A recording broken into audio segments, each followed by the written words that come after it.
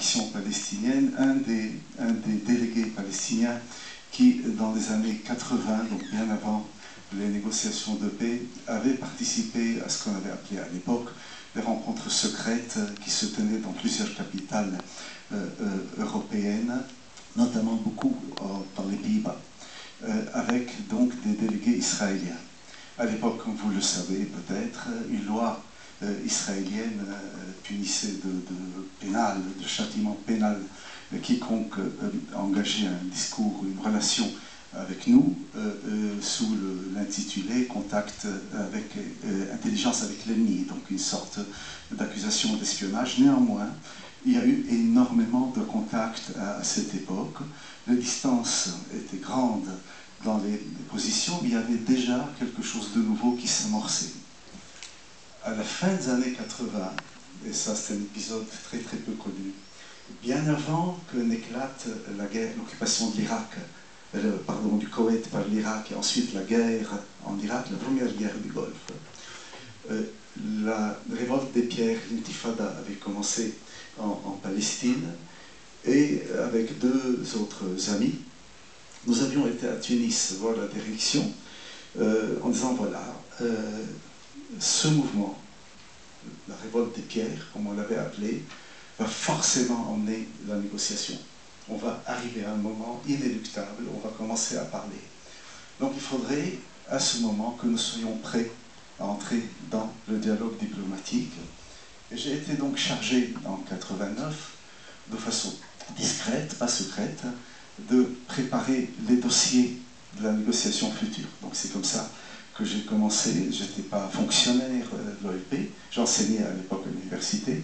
Donc j'ai coordonné les travaux de 54 chercheurs sur tous les dossiers que nous pensions trouver dès que la négociation commencerait.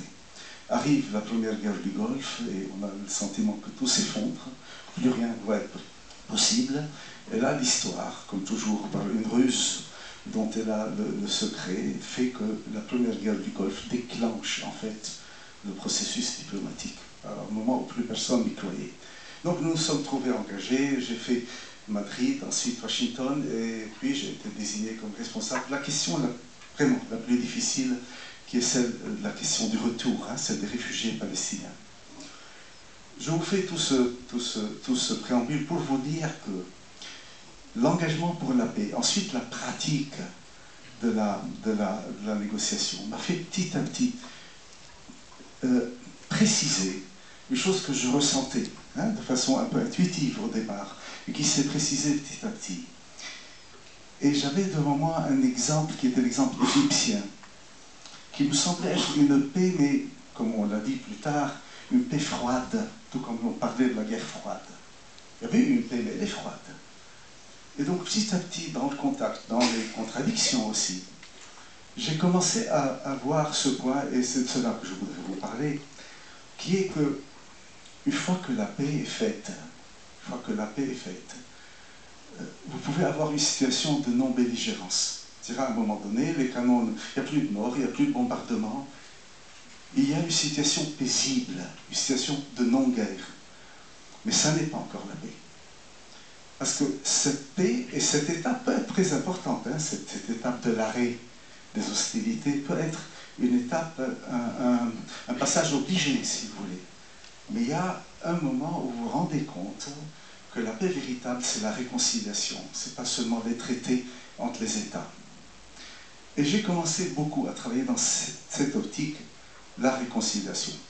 Parallèlement, dans toutes les négociations, elles ont été très longues, bien qu'elles aient un peu capoté par la suite, il y avait un élément fondamental qui apparaissait systématiquement. Bon, je peux prétendre que je connais bien l'histoire israélienne, je connais maintenant bien la société israélienne, j'ai eu beaucoup d'interlocuteurs israéliens,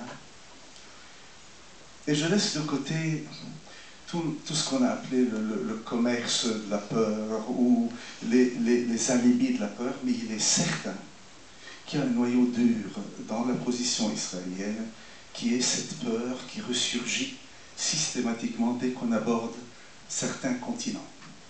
Bien entendu, je l'ai vu surgir très fortement quand on abordait la question des réfugiés. Mais ce n'était pas la peur à laquelle on pense d'habitude. c'est pas cette idée, même si elle fait peur à certains, de l'engloutissement par la démographie, que la démographie palestinienne va balayer la présence israélienne. Tout cela ne veut pas dire que ceux qui vous sortent ces arguments ne sont pas sincères, mais je crois qu'ils cachent, parce que c'est très très dur de se l'avouer, une peur beaucoup plus profonde, qu'ils n'arrivent pas à dire. Ça n'est pas non plus seulement l'héritage de l'horreur nazie, la personne ne peut le nier, elle est là. Ça n'est pas seulement certains souvenirs, je dis certains souvenirs parce que ça n'a jamais été continu, de certains épisodes mouvementés dans la vie des communautés juives dans le monde arabe. Et là encore, il faut revenir à l'histoire pour voir qu'il y a des périodes où on est dans de grands paradoxes par rapport à ça. Bref, toutes ces peurs existent, mais il y a une peur beaucoup plus profonde qui est, elle, le noyau, je crois, l'obstacle fondamental à la paix. Je ne suis pas en train d'analyser la conjoncture. Je ne suis pas en train de vous dire, voilà ce que fait aujourd'hui l'actuel ministre des Affaires étrangères, qui est beaucoup plus dans l'optique de la politique des colons que Yossi Beilin ferait autre chose. Je n'entre pas dans la conjoncture actuelle, mais très profondément dans les vecteurs fondamentaux, il y a ce noyau dur de la peur. Alors cette peur, on peut tout à fait dire, voilà, c'est illusoire, de quoi avez-vous peur, vous avez 220 têtes nucléaires, etc. Il n'empêche qu'elle pèse. Qu'elle soit fondée ou pas, qu'elle soit illusoire ou pas, qu'elle soit justifiée ou pas, elle pèse. Vous savez, dans les années 50-60, il y a eu dans le monde arabe une conviction générale que tout ce qui arrivait dans le monde arabe relevait du complot. Il y avait une énorme machination mondiale contre le monde arabe. Si on travaille sur le plan historique, on voit que cette machination, très souvent, n'existait pas. Par contre, il est certain que les foules ont fonctionné comme si elles existaient. Ce qui fait que cette illusion a donné néanmoins comme résultat des effets concrets. Elle a une pesanteur énorme sur les comportements politiques. On pouvait tout à fait s'amuser à démonter, à dire que vous faites des illusions. Il n'empêche que ça faisait fonctionner, tourner les choses. Il y a donc cette peur qui est toujours là. Alors, comment l'aborder? C'est la grande question, c'est ce qui bloque tout. Tout le reste en dépend. Et ça n'est pas facile.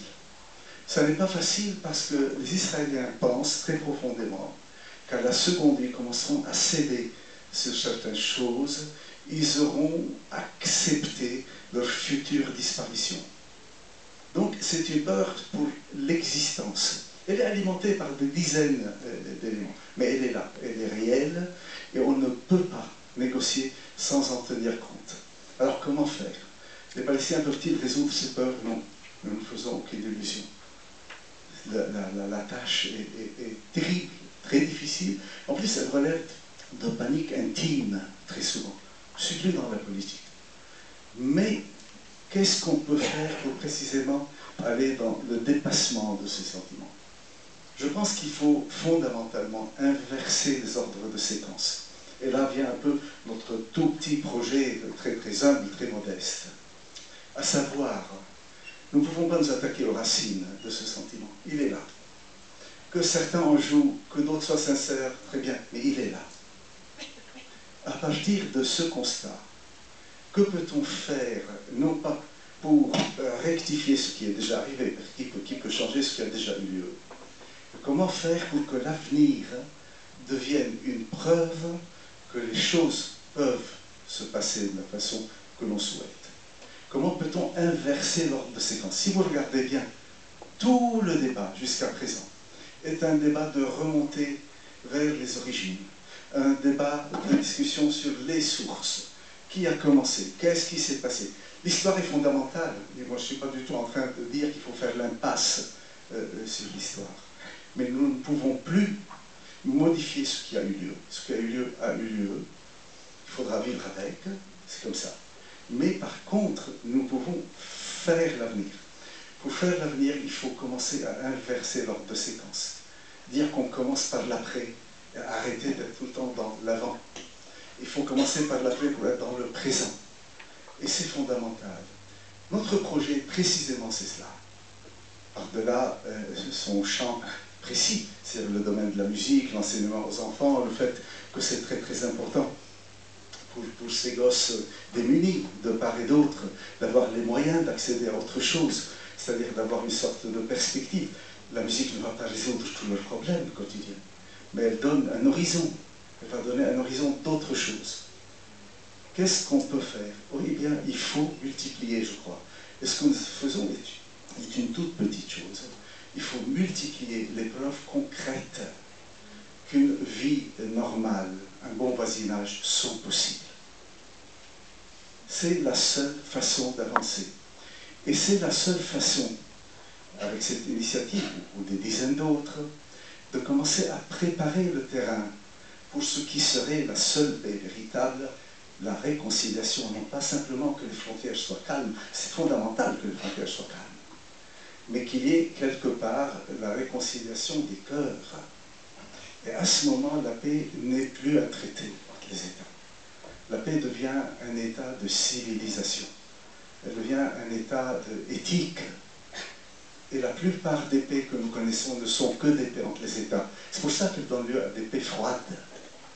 Il faut à tout prix avancer dans la multiplication, je crois, de ces initiatives qui montrent, pas simplement qui disent, qui montrent concrètement que c'est possible. Et je crois qu'une initiative comme celle-ci, en toute modestie, mais elle peut servir à d'autres, non pas qu'ils fassent la même chose, mais qu'ils multiplient ce type de démarche, pour montrer que c'est jouable. Et surtout, une fois qu'on lance de telles expériences, ceux qui les vivent commencent à se rendre compte que ça vaut la peine de les vivre. Donc ça devient un acquis que les personnes concernées réclament et qu'elles défendent. Et je crois que tout cela est fondamental aujourd'hui. Maintenant, on peut nous dire, pour finir, que tout cela est d'un idéalisme absolu, que la situation est catastrophique. Peut-être. Peut-être, j'y crois pas, je dis peut-être parce qu'il faut quand même laisser une place au hasard. J'y crois pas du tout. Je ne crois pas du tout que ça soit illusoire. Je ne crois pas du tout que ça soit inutile. Pourquoi? Parce que par l'expérience, moi j'ai 63 ans, je me suis engagé, j'avais 18 ans. Je n'ai pas arrêté depuis 18 ans. Rien n'est jamais perdu, ne vous faites aucune illusion. Certains acquis peuvent devenir invisibles par moments. Mais soyez sûrs qu'il y a toujours des moments où ils réapparaissent, ils réémergent. Rien n'est perdu. Il faut donc continuer un peu à accumuler, à ajouter une strate sur l'autre, une strate, comme les archéologues, vous savez, quand ils commencent à creuser, ils trouvent plusieurs strates selon la profondeur de leur fouille. Il faut ajouter des strates, et par moment, par une espèce de miracle qui n'en est pas un en fait, l'accumulation de ces initiatives, de ces exemples, peut tout d'un coup émerger et créer une situation extrêmement nouvelle et surprenante. Jamais j'oublierai, j'étais en Palestine quand il y a eu les premières élections. Premières élections, donc, dans les années, juste après la signature des accords d'Oslo, un an plus tard. Il y a eu 3 mois où tout d'un coup, tout s'est apaisé. Rabin était au pouvoir en Israël, Arafat, ça marchait, les élections ont eu lieu.